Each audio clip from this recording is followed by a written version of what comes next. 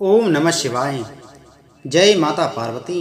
नमस्कार दोस्तों, आज मैं आपको श्रावण मास के चौथे मंगलवार के दिन सुनी जाने वाली मंगला गौरी व्रत की कथा सुना रहा हूँ।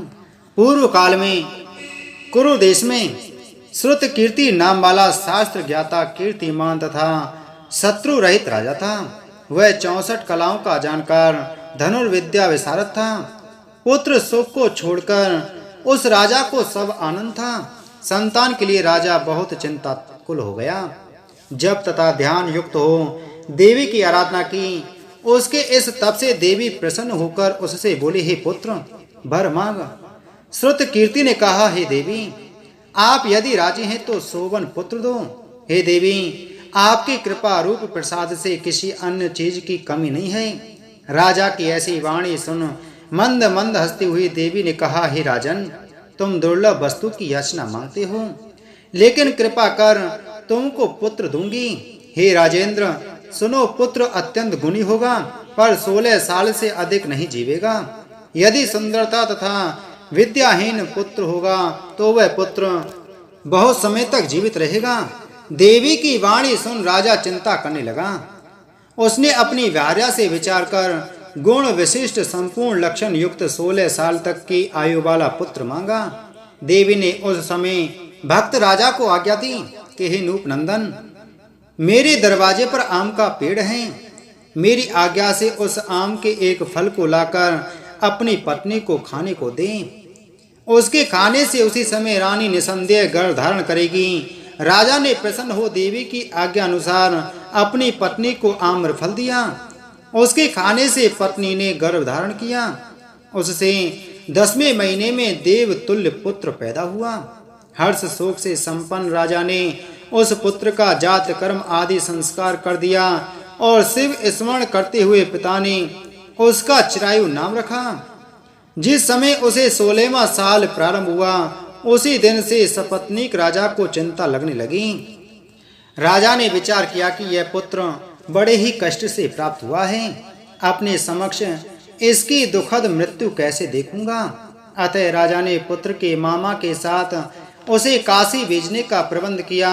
यशस्विनी राजपत्नी ने अपने भ्राता से कहा, तुम कार्पटिक वेश धारण कर इस लड़के को काशी ले जाओ।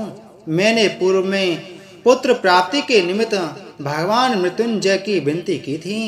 हे विश्वेश, पुत्र को इसी समय ले जाओ। इसकी यत्न से रक्षा करना। वह अपनी बहन की वाणी सुनकर भांजी को साथ लेकर काशी गया। रास्ते में जाते हुए कई दिन बाद आनंद नगर पहुंचे।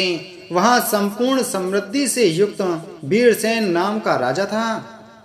उस राजा की कन्या संपूर्ण लक्षण संपन्न मंगला गौरी नाम वाली रूप लावण्य संपन्न थी। उस समय वह बालका सखियों सहित अपने गांव के समीप रमणीक बगीचे में खेल रही थी। उसी वक्त राजपुत्र चिरायु तथा उसका मामा दोनों वहां पहुंच गए। वे दोनों बालिकाओं को देखने की इच्छा से ठहर गए। इतने ही समय में क्रीड़ा करती हुई उन बालिकाओं में से एक बालिका क्रोधित हो अत्यंत कठिन दुर्वचन रंडा कहा।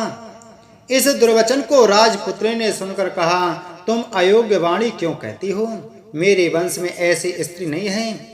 मंगला गौरी के वर प्रसाद से, मंगला गौरी व्रत के प्रभाव मात्र से मेरे हाथ से चावल जिसके मस्तक पर गिरे हैं, सखी उसके साथ विवाह हो जाने पर यदि थोड़ी आयु वाला है तो भी चिरायु हो जाएगा। तदंतर सब बालिका अपने अपने घर चली गईं। उसी रोज राजकन्या का विवाह दिन था। बाली देह के दृढ़ धर्मा राजा के पुत्र सुकेतु नाम वाले को देना निश्चित हो चुका था। वह सुकेतु मूर्ख, कुरूप तथा बहरा था। अतः वर पक्ष वालों ने मंडप में अन्य अच्छा बल ले जाने का निश्चय किया। विवाह हो जाने पर वहां सुकेतु चला जाएगा। यों विचार कर चिरायु के समीप जाकर उसने मामा से कहा, यह बालक हमें दो, क्योंकि आपके बालक द्वारा हमारा कार्य सिद्ध होगा। इस भूमि पर परोपकार के तुल्य अन्य कोई नहीं।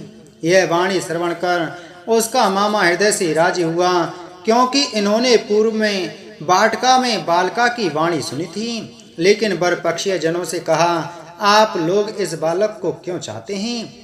कार्य सिद्ध के वास्ते वस्त्रालंकार आदि मांगा जा सकता है। आप लोगों के गौरवार्थ फिर भी मैं देता हूँ। उन्होंने चिरायु को वहां ले जाकर विवाह कार्य सिद्ध किया।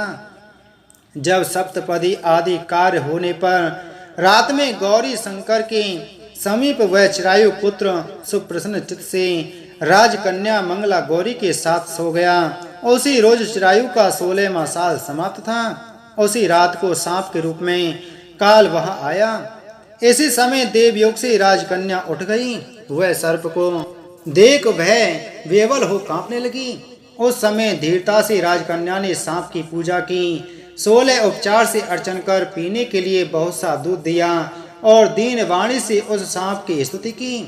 मंगला गौरी ने प्रार्थना की कि मैं उत्तम व्रत करूंगी, मेरे पतिदेव उस सर्प से जीवित हों, ऐसा कीजिए। इस समय उस सांप ने कमंडलों में प्रवेश किया। अपनी कंचली चोली से राजकन्या ने उस कमंडल का मुख बांधा। तदंतर उसके पतिदेव शरीर के अंगों को ऐंठते हुए जाकर उठे और अपनी पत्नी से कहा, हे प्रिय, मुझे भूख सता रही है। उसने माता के समीप जाकर पायस लड्डू आदि लाकर पति को दिया। उसने प्रसन्नचित्त हो भोजन किया। हाथों को धोने के समय उसके हाथ से अंगूठी गिर गई। वह पान खाकर फिर सो गया। फिर वह राजपुत्री कमंडलू पात्र को फेंकने गई, लेकिन विधि विधान से बाहर जाने पर चमकते हुए हार की कांति देख विस्मय को प्राप्त हो गई। उस घट में स्थित हार को अपने कंठ में धारण किया। कुछ रात अवशेष रही तो चिरायु का मामा उसे ले गया। चिरायु के जाने के बाद वर पक्षीय जन सुकेतु को ले गई। मंगला गौरी ने उस सुकेतु को देखा तो वह कहने लगी, यह मेरा स्वामी नहीं है।